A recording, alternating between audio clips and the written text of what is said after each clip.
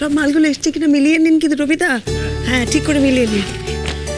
আর এগুলোকে ট্যাগিং করতে হবে, বুঝেছেন তো?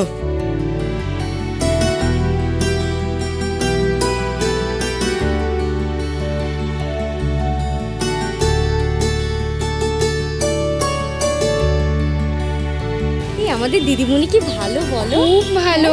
আমাদের কাজগুলো ওর খুব পছন্দ হয়েছে। ভালো ওয়ার্কশপ করালো বলো। হ্যাঁ, আবার বলছে বিদেশে পাঠাবে।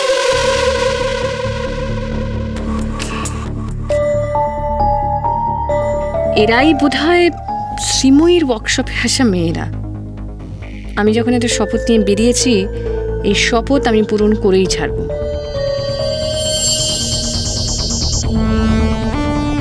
শোনো, আচ্ছা আপনারা সব কোত্থেকে এসছেন? আপনি কে? আমি সাংবাদিক, আমার কাজই হলো খবর জোগাড় করা। ওহো, তাই বলেন। আমরা সেই বীরভূম থেকে এসছি। আচ্ছা, তো এখানে কি ওয়ার্কশপ চলছিল? হ্যাঁ, এই ওয়ার্কশপে তো আমাদের নাম উঠেছিল। আর এখানে আমাদের কাজ সব থেকে ভালো হয়েছে বলে দিদি আমাদের সঙ্গে নিজে থেকে দেখা করতে এসেছিলেন। আর আমরা ঠিক কি কি কাজ করতে পারি সেগুলো দেখানোর জন্যও আমরা এসছি। দিদি আমাদেরকে এই কাজের অর্ডার দেবেন বলেছেন। আমরা আরও অনেক মেয়েদেরকে শেখাবো। আর এই কাজগুলো যদি আমরা ঠিক সময়, অর্ডারগুলো যদি আমরা ঠিকভাবে আমরা দিতে পারি, তাহলে আমাদের কাজগুলো বিদেশে যাবে। সেখান থেকে আমরা অনেক টাকা পাবো। হ্যাঁ দিদি, দিদি তো এই কথাও বলেছে আমাদের সংসারে আর কোনো রকম অভাব থাকবে না বলো। আমাদের ছেলেমেয়েরা ঠিকঠাক মতো খেতে পারবে, পড়াশোনা করতে পারবে। কি আর করবো বলুন, গ্রামের মানুষ তো, স্বামীরা তো ঠিকঠাক কাজকর্ম করতে পারে না, রিক্সা চালায়, টোটো চালায়। দুজনে কাজ না করলে আর চলছে না দিদি। আসলে আমাদের কাছে একটা অদ্ভুত খবর এসেছে, মানে বুঝতেই তো পারছো যে আমাদের খবর জোগাড় করতে হয়, নানান রকম খবর আসে। তোমাদের আর কি বলবো, তোমরা একটু সাবধানে থেকো আর কি। না, তা কেন দিদি ভাই? তুমি বলো না কি হয়েছে, কিছু কি শুনেছো? কথাটা বলা হয়তো ঠিক হবে না, যদিও এর মধ্যে রিপোর্টটা বেরোবে। কি হয়েছে বলো তো দিদিমণি। দেখো, তোমরা তো গ্রামের সহজ সরল মানুষ, তোমাদের অনেকে অনেক রকমভাবে ঠকিয়ে নেয়। কিন্তু এই যে ধরো একটা সংস্থা গজে উঠেছে, তোমরা তো একটু খোঁজখবর নেবে। তোমাদের বললো যে এত টাকা রোজগার করার ব্যবস্থা করে দেবে। শুধু টাকাই নয় দিদিমণি, আমাদেরকে বিদেশেও নিয়ে যাবে বলেছে। আর বিদেশে নিয়ে গিয়ে ওখানকার লোকেদেরও আমাদেরকে এই কাজ শেখাতে হবে। দিদিমণি তো বলছিলেন যে আমাদের জিনিসপত্র বিদেশে বিক্রি হবে, আমরা চাইলে দেখতেও যেতে পারি। এতক্ষণ তো এইসবই শুনছিলাম আমরা। দিদিমণি তো নিজেই বললো যে দিদিমণি নাকি আমাদের মতো সাধারণ ছিলেন, আমাদের মতো সংসার চালাতেন, এবং দিদিমণি অনেক কষ্ট করে আজকে কাজকর্ম করছে এবং আমাদেরকেও কাজকর্ম করতে বলেছে। হ্যাঁ, উনি বললেন তো যে উনি ওনার নিজের মেয়ের লেখাপড়ার খরচ নিজে চালাচ্ছেন। আর উনি এটাও বললেন যে আমরাও আমাদের ছেলে মেয়েদের লেখাপড়ার খরচ চালাতে পারবো। দিদিমণির কথাগুলো কিন্তু বেশ ভালো লেগেছে শুনতে। ঠিক আছে, তোমাদের মনে যখন এত আশা আছে, আমি আর তোমাদের মন ভেঙে দেবো না। আমি যাই, ওদিকে দেখি যে অন্য মেয়েরা কোথায় কে আছে। দিদি যাবেন না দিদি। দিদি, ভেতরে কোনো মেয়ে নেই, সবাই বেরিয়ে গেছে। কিন্তু আপনি মন ভেঙে দেওয়ার কথা কেন বললেন দিদি? মানে আপনি তো সাংবাদিক মানুষ, আপনি অনেক কিছু জানেন। আমরা কি কোনো ভুল জায়গায় চলে এসেছি দিদি? আমার মনে হয় যে তোমাদের থানায় রিপোর্ট করা উচিত। সে কি থানায় রিপোর্ট? থানা, পুলিশ? ও দিদি, খুলে বলো না গো দিদি, কি হয়েছে? আমরা সহজ সরল সোজাসিধে মানুষ, আমরা তো জটিলতা বুঝি না। আর আমাদের সাথে কোনো পুরুষ মানুষও আসেনি। ও দিদি বলো না, আমরা মানুষকে বিশ্বাস করেই এসেছি এখানে তাই এসেছি, আমরা বিশ্বাস নিয়ে এসেছি। এতটা বিশ্বাস করাটা তো উচিত না, তাই না? মানে না জেনে বুঝে সেটা তো বোকামো হয়ে যাবে।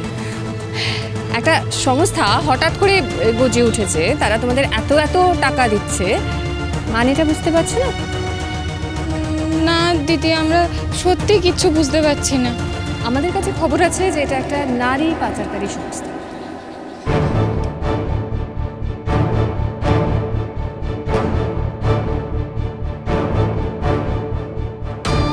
হ্যাঁ, মানে আমাদের কাছে সেরকমই খবর আছে। কদিন বাদে রিপোর্টটা বেরোবে, তো তার আগে যদি তোমরা থানায় গিয়ে বলো, তাহলে গ্রাউন্ডটা একটু সলিড হয়। দেখো, মানে এই ধরনের লোকদের তো ধরিয়ে দেওয়া উচিত। হ্যাঁ, তোমরা বুঝতে পারছো তো যে এই পুরো ব্যাপারটার পেছনে কিন্তু একজন পুরুষ মানুষ আছেন এবং সামনে ফেস হিসেবে একজন মহিলা আছেন। তিনি তোমাদের কি বলছেন যে আমি লেখাপড়া জানি না, অথচ আমি ব্যবসা করে কারি কারি টাকা রোজগার করছি। দেখো, একজন মহিলা লেখাপড়া জানেন না, কোনো এক্সপিরিয়েন্স নেই, অথচ উনি বলছেন যে তোমাদের উনি টাকা রোজগারের ব্যবস্থা করে দেবেন, তোমাদের বিদেশে নিয়ে যাবেন, তোমাদের জিনিসপত্র বিক্রি করে দেবেন। মানে এটা কি হয় কখনো? হ্যাঁ, তোমাদেরকে উনি স্বপ্ন দেখাচ্ছেন ভোজবাজির মতো, আর তোমরা বোকার মতো সেটা বিশ্বাস করছো। দিদিমণি, খবরটা ঠিক কি ওটা একটু খোলসা করে বলুন না। আর বাকি মেয়েরাও তো সব চলে গেছে, নাহলে ওদেরকেও ডেকে বলতাম। হ্যাঁ, আসলে আমার একটু দেরি হয়ে গেল। আমাদের অফিস থেকে আসলে বলেছে এই সংস্থাটার উপর নজর রাখতে। তো আমি যাচ্ছি, ভদ্রমহিলার সাথে কথা বলবো, ছবি তুলবো, কিন্তু তার আগে তোমাদের সঙ্গে দেখা হয়ে গেল, তো আমি ভাবলাম যে আমার একটু জানা উচিত যে তোমাদের এক্স্যাক্টলি কী বলেছে, কতটা লোক দেখিয়েছে। এনিওয়ে, দেখো, এইসব কথা বলে তো এখন আর কোনো লাভ নেই। ঠিক আছে, আমি আমার কাজ ছেড়ে। দিদি দিদি দিদি যাবেন না দিদি, সত্যি কি ওরা মেয়ে পাচার করে? দেখো, আমার কাছে তো সেই খবরই আছে। আগে থেকে কিছু বলবে না, মানে আগে যাদেরকে পাচার করেছে তাদের কিন্তু বিদেশে গিয়ে আর খোঁজ পাওয়া যায়নি। অবশ্য আগে এরকম ঝাঁ চকচকে অফিস টফিস ছিল না, এখন হয়েছে, যাতে কেউ সন্দেহ না করে আর তোমাদের মতো অল্প বয়সী মেয়েরা বিপদের মধ্যে এসে ঝাঁপিয়ে পড়ে। তাহলে এখন কি করব দিদিমণি? দেখো, আমি একটা কথা বলছি যে আমি তোমাদের ম্যাক্সিমাম থানা অবধি নিয়ে যেতে পারি, কিন্তু রিপোর্টটা কিন্তু তোমাদের করতে হবে। কিন্তু দিদিমণি, আমাদেরকে তো তেমন কিছু বলেনি, আমরা কী বা অভিযোগ করব? আর পুলিশ আমাদের কথাই বা কেন বিশ্বাস করবে? দেখো, আমাকে তো পাচার করেনি, হ্যাঁ, আমি অভিযোগ করে কি করব বলো? আর যাদের পাচার করেছে না, তাদের কাউকে খুঁজেই পাওয়া যাচ্ছে না, মানে নিখোঁজ। বুঝতে পারছো? মানে তাদের বাবা মাদের সাথে আমরা যোগাযোগ করেছিলাম, কিন্তু বাবা মারা আবার বিভিন্ন জায়গায় ছড়িয়ে ছিটিয়ে আছে। এবার ন্যাচারালি তারা ভয় পাচ্ছে। মানে বুঝতে পারছো তো, মানে বলছে যে এদের অনেক ক্ষমতা, আমরা যদি এখন পুলিশকে গিয়ে রিপোর্ট করি হয়তো হয়তো আমাদের মেয়েদেরকে মেরে টেরে ফেলবে। তো ঠিক আছে, মানে দেখো, তোমরা যদি ভয় পাও তাহলে ঠিক আছে, তাহলে আর কি বলবো। না না, আমাদের কোনো ভয় নেই, কিন্তু আমাদেরকে তো সেরকম কিছু বলেনি দিদিমণি। হ্যাঁ, বুঝতে পারছি যে বলেনি, কিন্তু দেখো, একবার যদি বিদেশে নিয়ে চলে যায় আর কিন্তু বলার সুযোগ পাবে না। হ্যাঁ, তার থেকে বিদেশে গিয়ে যেটা হবে সেটা তখন আমার কাছ থেকে জানতে পারছো, তাই না? সেটা গিয়ে তোমরা থানায় রিপোর্ট করো। তাহলে দিদিমণি আপনার কথা বলবো? না না, আমার কথা কেন বলবে? আমি কি তোমাদের পাচার করছি নাকি? তোমরা যেটা সত্যি সেটা বলবে, ওখানে গিয়ে বলবে যে তোমাদেরকে টাকা অফার করা হচ্ছে, তোমাদেরকে বিদেশে নিয়ে যাওয়ার কথা বলা হচ্ছে, সেটা গিয়ে বলবে। দেখো, তোমরা যদি রিপোর্ট করো তাহলে কিন্তু এই বদমাইশির চক্রটা ভাঙতে পারবে, বুঝতে পেরেছো তো?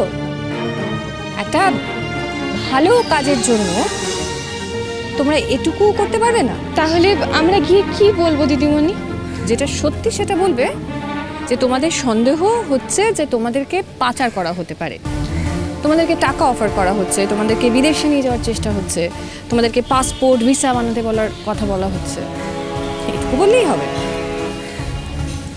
আর দিদি সত্যি তা না যদি হয়? আমি আর কি বলবো বলো, আমি একজন সাংবাদিক, আমি একেবারেই কোনো খবর না নিয়ে যে তোমাদেরকে এত কথা বলছি তা তো নয়। আর সত্যি কথা বলতে কি, কদিন বাদে না খবরের কাগজে সব কিছু প্রকাশ হয়ে যাবে, ছবি টবি বেরোবে, তখন তোমাদেরও ছবি বেরোবে, পুলিশ এসে তোমাদেরকে হেনস্থা করতে পারে। তো আমি বলছিলাম যে পুলিশ তোমাদের হেনস্থা করার আগে তোমরা যদি নিজেরা গিয়ে থানায় অভিযোগ জানাও তাহলে তো তোমরা মুক্ত হয়ে গেলে না, কেউ তোমাদেরকে নিয়ে টানা হেঁচড়া করতে পারবে না। আর যদি সেটা না করো, পুলিশ তো বুঝতে পারবে না না যে তোমরা এটার মধ্যে না জেনে ইনভলভ হয়েছো, তোমরা কিছু জানতে না, তোমাদের সম্মতি ছিল না, পুলিশ বুঝতে পারবে না না। তো তারপরে যদি তোমরা এরকম ছবি বেরোয়, তোমাদের নাম প্রকাশিত হয়ে যায়, দেখো, মানে হতে পারে যে তোমাদের পাড়ায় তোমাদেরকে আর ঢুকতে দিল না, গ্রামে ঢুকতে দিল না, এমনও হতে পারে যে তোমাদের স্বামীরা তোমাদের সঙ্গে আর সংসার করতে চাইতো না। এনিওয়ে, আমি আর কি বলবো। ও দিদি দিদি, বলছি তাহলে আমরা এখন কি করব? আমরা তো ভাবছিলাম যে ট্রেন ধরে বাড়ি ফিরে যাব। হ্যাঁ মানে ট্রেন ধরে তো বাড়ি ফিরে যেতে হবে, তবে আমাকে যদি জিজ্ঞেস করো যে কী করবে, আমার মনে হয় তোমাদের এক্ষুনি থানায় যাওয়া উচিত।